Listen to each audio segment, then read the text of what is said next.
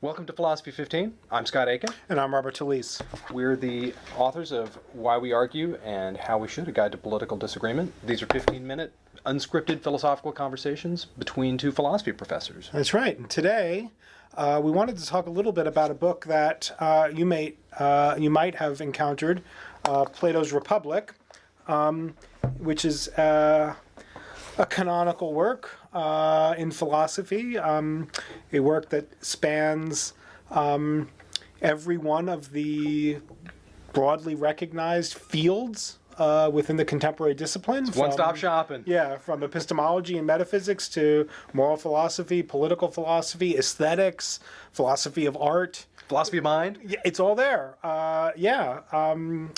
Theology, maybe philosophy of religion. I mean, Right. Good, it's all there. So that might explain its canonical status. But one of the things that is interesting about the Republic, among lots of things that are interesting about the Republic, is that it's 10 chapters, 10 books, and books 8 and 9 of the Republic describe a precipitous devolution from what Plato's character Socrates characterizes as the best city, the Kallipolis, through a series of dysfunctions. From the Kallipolis to timocracy, which is the rule of the people with honor. The rule of the people with honor, that kind of city devolves into the rule of the few. And I take it that he thinks oligarchy is usually the kind of a plutarchy in some way. Yeah, that's right. Yeah. Maybe also involves some kind of militaristic. It's clearly dependent on it, right? Good. So we've got the best city, then there's the rule of the honorable, the rule of the few wealthy, then there's the rule of the many poor, Right. which is democracy, and democracy devolves into tyranny. So we get this story of political devolution from perfect justice into complete injustice, with perfect justice being the rule of the one or the few wisest, and in the Kallipolis, everybody does the job that they're supposed to do, and so it's a perfectly stable society ruled by the rational part of the city, and then that starts devolving into the tyranny, and tyranny is the rule of the one person who is the most non-rational. That is the person who's driven by the most base,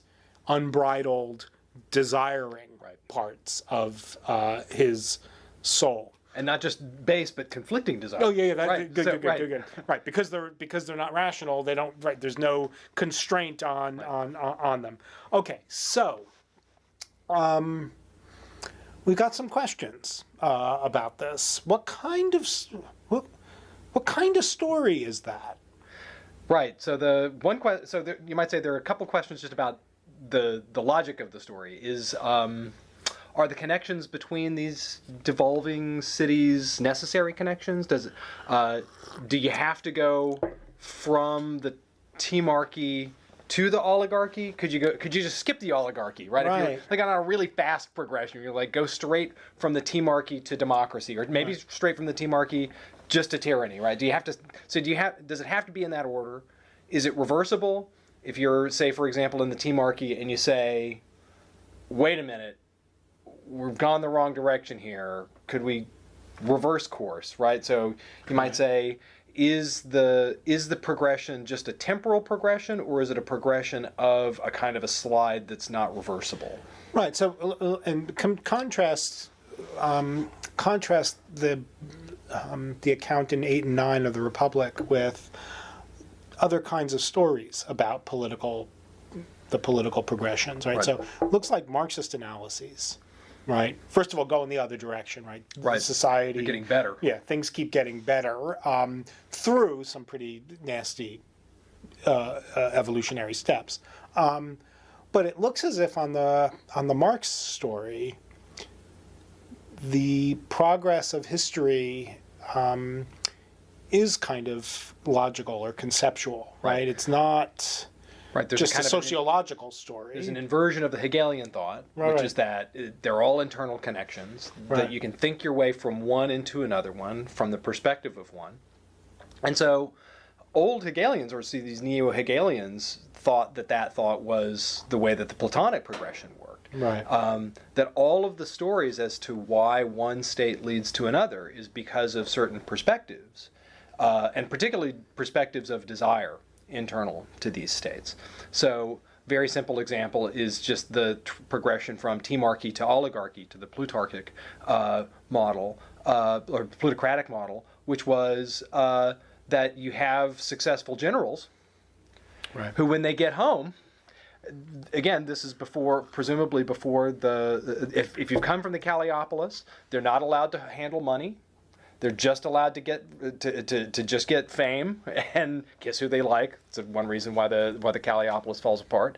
But whenever they get home, they come home and they live in the exact same tent or the exact same kind of thing that the unsuccessful generals live in. Right. And so the Hegelian thought is that no, there's an internal connection between these states, because once you put yourself into one, you see the next one on the horizon. You can think your way into the next one because of certain features of the way that state works, and because of the way that Plato's characterized how the souls work.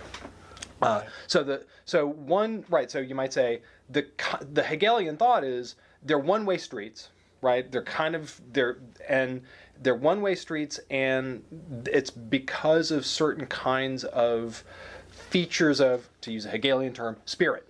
Right. It's because spirits works a certain way and self-conceives in a certain way under certain historical conditions. The next stage is one that is, again, it's not a logical necessity, but you might say a kind of, again, maybe to just invoke internal relations. It's a kind of internal relation. It's something maybe weaker than a transcendental necessity. Right.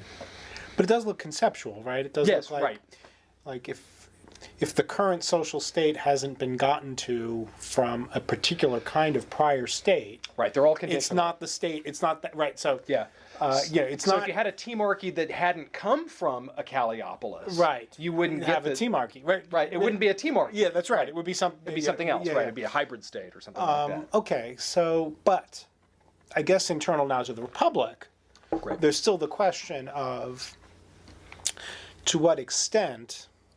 Maybe this is sort of a more just sort of general question about how to understand Plato. All of the political talk in the Republic, let's not forget, is a just so story to help us think more clearly about our own internal workings. Right. Why be just as an individual? That's right. So the whole move to talking about the city is because we talk about politics as a way of, as Socrates says, justice in the city is just the justice in the soul of the good man writ large. It's easy to see. And he uses sort of a size metaphor there. It's bigger. Right. But clearly, to be charitable, we have to think that thinking about justice in the city helps us to think about justice in ourselves, because thinking about justice in the city removes us in a certain way from the investigation. Right. So that it's self-investigation by means of investigating, looking outside, looking outward. Yeah. There's also one just metaphysical reason why he also thinks so, which is that this univocality of properties thesis, which is justice is always the same no matter where you go. So there's another reason, and again, there's a kind of an epistemological and a metaphysical reason. It just right. So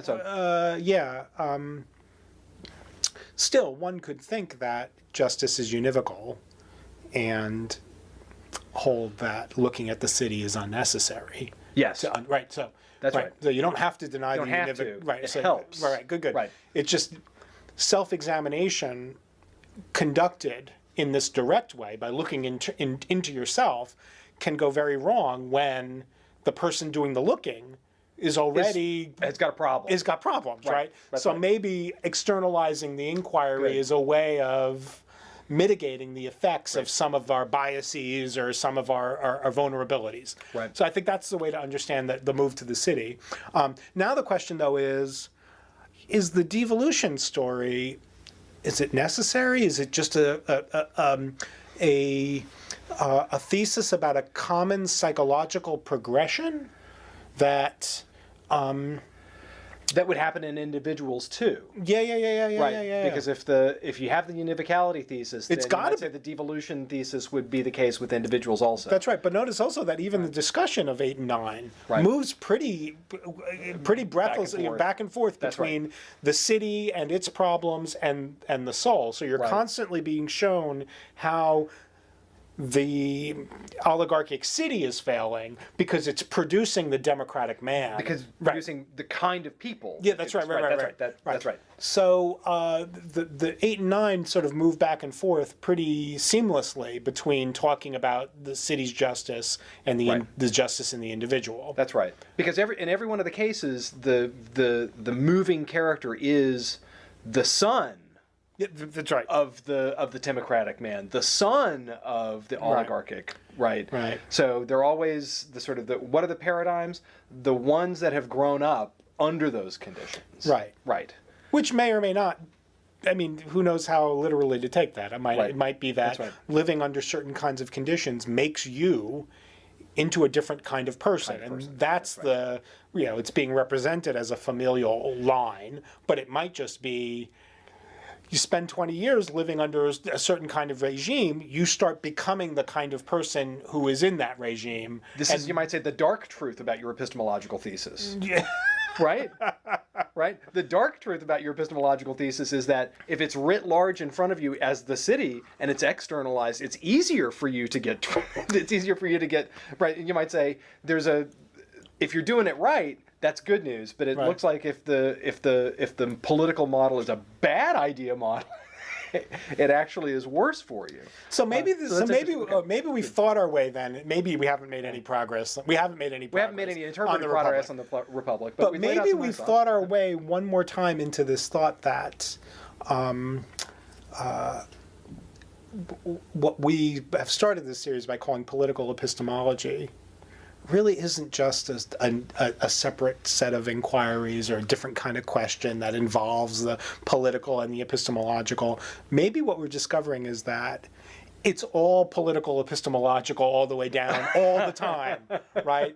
That your epistemic norms are irretrievably, uncontrovertibly, not merely social. Lots of people think that, but also a product of the political structures around you. Because they're sort of large scale. They're you might say the norms writ large. Right.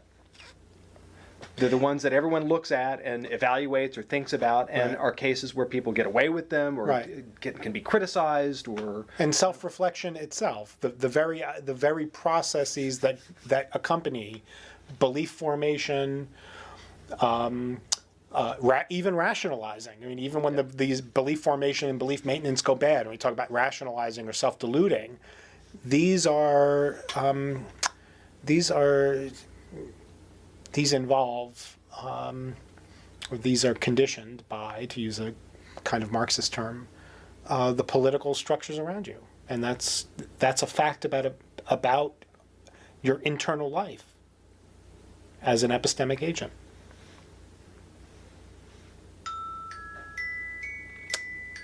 That means we're done. Thanks, folks.